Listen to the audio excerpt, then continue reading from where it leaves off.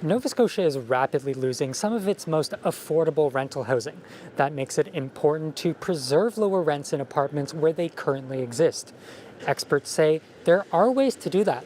One approach is to have nonprofit groups buy apartment buildings previously owned by for profit companies.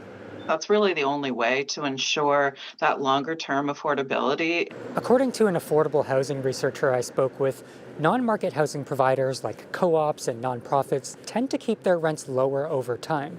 Non-market housing providers have social orientations that market-based landlords do not.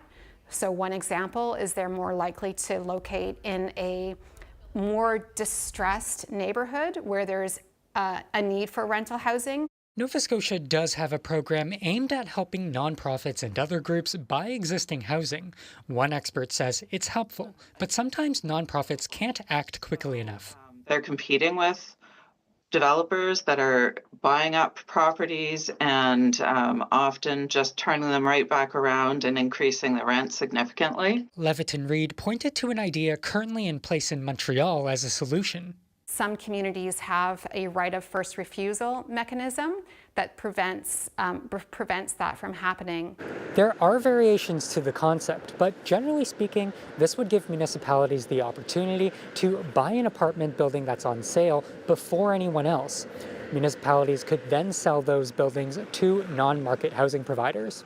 In a statement, Nova Scotia's Department of Growth and Development says it has significantly increased investments in the community housing sector. It pointed to its acquisition program, which has loaned over $29 million to those organizations this fiscal year.